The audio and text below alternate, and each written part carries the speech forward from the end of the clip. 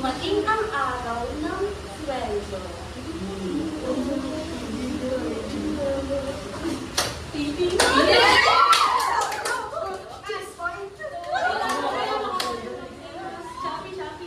Kailan mamaya sumama ka na. Pag may sobra, marami yung babayaran eh. Fernandez. Thank you po. Next. Wait lang po, parang wala ko pambayad yung OT lang naman. Yung nakaraan kasi sir, wala akong bayad eh. Sinabi mo ba ba? Hindi sir, di ba pero pagdating mo ako pag-OT talaga kailangan mo po talaga babayaran yun. Pero, hindi ka pala yung gusto sila mong bayad na. Tatlong bulong ko na ng bayad yung mama. Nakalapay mo. Next.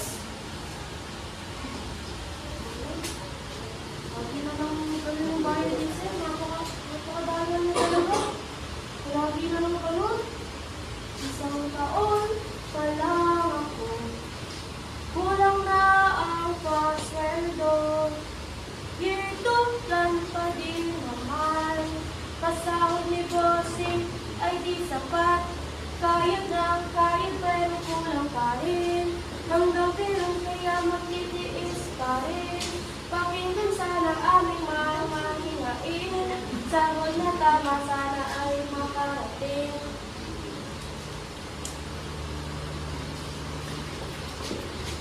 Kaya paano ko kaya sasabihin ka namin? Dami naman din ako babayaran. Nay, wala si nanay. Wala. Ito yung mga resibo pa kaya natin ngayon sa kuryente natin, sa tubig at sa bayad sa bahay. Alam, hindi pwede. Ikaw lang may trabaho dito. Ikaw lang inaasahan namin magbabayad.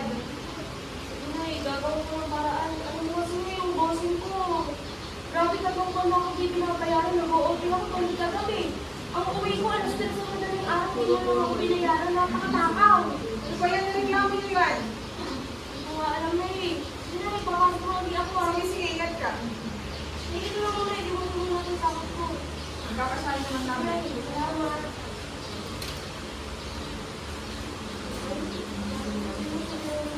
Hoy, friend! Ayos na ka! Oo, pala yan! Saan punta mo? Sa trabaho. May pangamoy.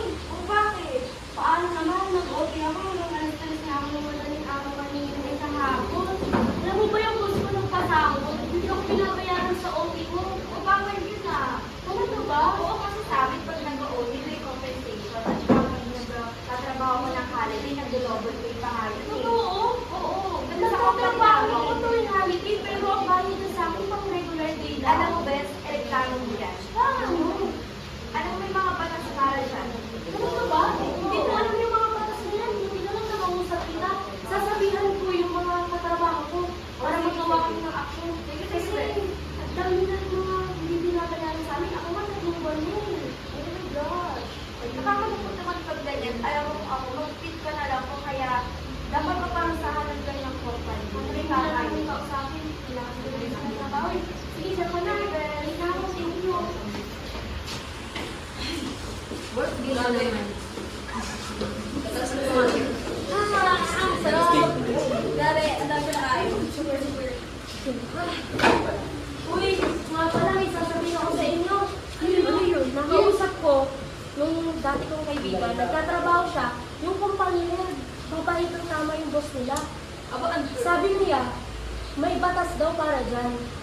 Di ba kinausap ko na si Sir nung nakaraan, hindi naman tayo pinakinggan.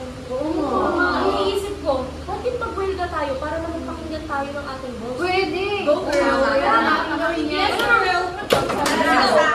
Sa ano lang company?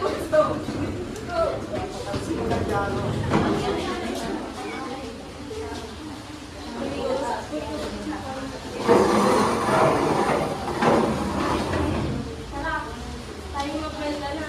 Grabe na yung ginagawa sa atin ng kumpanyang yan. Tama. Grabe yan. Sahod itaas! Sahod itaas! Jaro ibaba! Sahod itaas! Jaro ibaba! Sahod itaas! Wala pa nagtatrabaho. Jaro ibaba! Sahod itaas! Jaro ibaba! Yabakan na kayo. Hindi, sir. Alam niyo, nalaman ko, may Eh, batas sarap para po sa kayo, tama. sarap! House Jaro!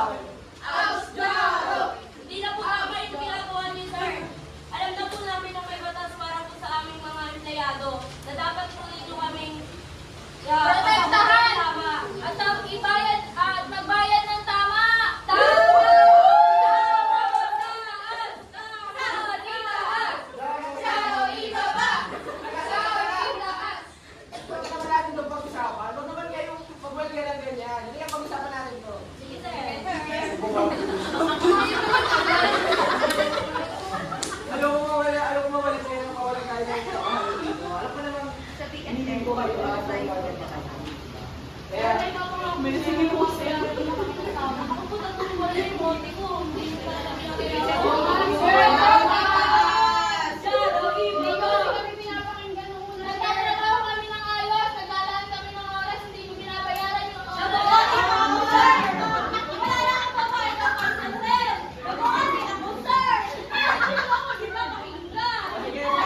Dadating na yung order ko, sir. Wala pa rin yung sabi namin. Sige. Ayusin natin ang ating settlement.